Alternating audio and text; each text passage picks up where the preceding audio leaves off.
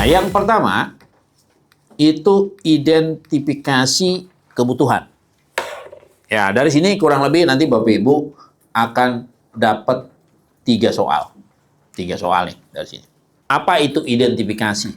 Identifikasi itu meneliti, menelaah, mengkaji barang yang dibutuhkan oleh si pengguna akhir. Jadi gini Bapak Ibu.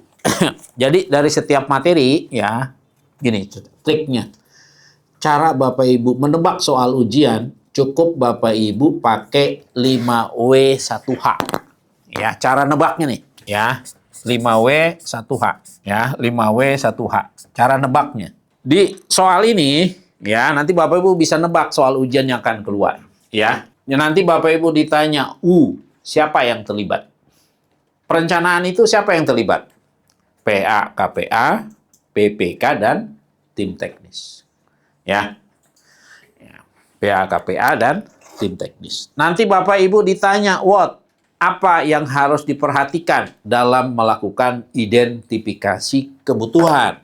Apa yang perlu diperhatikan? Ada 6. Yang pertama apa? Prinsip efisien dan efektif. Jadi pada saat nanti Bapak Ibu mengusulkan barang berikut harganya, ya silakan menggunakan harga pasar yang wajar. Dan barang yang diusulkan memang barang-barang yang dibutuhkan. Nah, itu yang harus diperhatikan. Prinsip efisien dan efektif. Yang kedua, pengadaan yang berkelanjutan. Tadi pertanyaannya harus memperhatikan 3 aspek. Ekonomi, sosial, dan lingkungan hidup. Makanya sekarang Bapak Ibu disarankan kalau Bapak Ibu bikin gedung yang green building. Ya, supaya nanti Bapak Ibu mengefisiensikan penggunaan listrik, penggunaan AC, dan limbahnya ramah lingkungan. Ya, ramah lingkungan. Ya. Itu artinya memperhatikan 3 aspek ekonomi, sosial, dan lingkungan hidup. Yang ketiga, prioritas kebutuhan. Bapak Ibu pada saat merencanakan harus melihat mana yang diduluin, mana yang belakangan. Pekerjaan yang sifatnya rutin, kagak boleh putus, itu yang duluan. Ya, pekerjaan yang tidak terlalu urgent ya mungkin belakangan, nggak apa-apa. Ya, jadi Bapak Ibu bisa membuat skala prioritas mana yang sifatnya rutin dan nggak boleh putus. Nah, itu yang duluan. Atau pekerjaan yang berisiko tinggi, itu yang duluan harus diproses. Apalagi Bapak Ibu beli barang yang indennya lama, itu harus diproses duluan. Misalnya kayak Ibu nih, di Dinas Kesehatan, beli alat radiologi, itu beli alat MRI, CT scan, itu yang diproses duluan. Kenapa? Walaupun via katalog harus diproses duluan, karena indennya lama. Kira-kira seperti itu yang harus diperhatikan. Ya, Bapak Ibu harus bisa menentukan skala prioritas kebutuhan. Jadi, prioritas kebutuhan itu satu yang rutin, nggak boleh diputus. Yang kedua, pekerjaan-pekerjaan yang berisiko tinggi. Yang ketiga, pekerjaan-pekerjaan yang perlu waktu yang lama. Perlu waktu lama. Supaya tadi, karena Bapak kita terikat kepada tahun anggaran. Tahun tunggal itu mulai 1 Januari sampai 31 Desember. Kadang-kadang nih DKI banyak saya nemui begini. Pekerjaan pembangunan gedung 5 lantai, 7 lantai. Baru tender bulan Juli. Kapan bangunnya? Kagak selesai itu pasti. Kalau Bapak Ibu bangun gedung 5 lantai di atas 4 lantai, tolong tender dini. November, Desember sudah tender, 2 Januari kontrak supaya punya waktu yang cukup untuk pelaksanaan pekerjaan.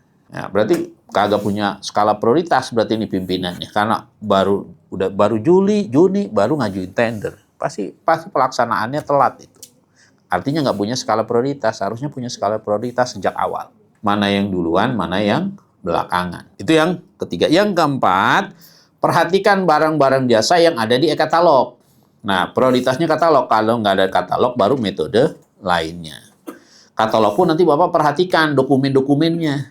Ya, bukan tinggal ngeklik. Ada dokumen perencanaannya, ada dokumen persiapannya, ada kontrak sampai dengan serah terima kalau katalog. Terus konsolidasi. Nanti kalau barang-barang sejenis, ini sebaiknya dikonsolidasi. Yang terakhir, memperhatikan barang jasa yang telah dimiliki. Kembali lagi kita kepada ujian. Di ujian, Bapak Ibu dapat 3 soal. Untuk materi ini nih, 3 soal. 3 soalnya ini, Bapak Ibu harus bisa menebak soal. Dari Bapak Ibu belajar, pahami, Bapak Ibu bisa nebak pakai 5W1H. Nanti Bapak Ibu ditanya, ini tanggung jawabnya siapa? Tanggung jawabnya PA, KPA, PPK, dan tim teknis. Bapak Ibu lihat tadi di pasal 9 di Perpres kan, salah satu kewenangan PAKPPL menyusun dan menetapkan perencanaan pengadaan. Itu kewenangannya PAKPA. Bapak Ibu lihat di pasal 11, salah satu kewenangan tugas dari PPK adalah membantu menyusun perencanaan. Jadi PPK di perencanaan hanya membantu, bukan menetapkan. Nah, untuk membantu menyusun spek, menyusun RAB, itu dibantu oleh tim teknis. Nanti di ujian Bapak Ibu ditanya siapa yang terlibat di dalam perencanaan. PAKPA, PPK, tim teknis. Atau bisa juga Bapak Ibu dapat kalimat negatif yang tidak terlibat. Nah, berarti yang di luar 3 ini. Itu namanya kalimat negatif. Itu nanti Bapak dapat soal siapa yang terlibat. Cara nebaknya begitu. Yang kedua nanti Bapak ditanya what. Apa yang harus diperhatikan dalam mengidentifikasi kebutuhan? 6 ini. Salah satu di antara 6 ini. Atau kalimat negatif yang tidak perlu diperhatikan. Berarti di luar 6 ini. Atau ditanya how. Bagaimana cara melakukan identifikasi kebutuhan. Ya minimal-minimal besok ujian lulus minimal itu. Jangan sampai ujian gagal lulus. Ya, minimal 3 soal tentang identifikasi bisa jawab.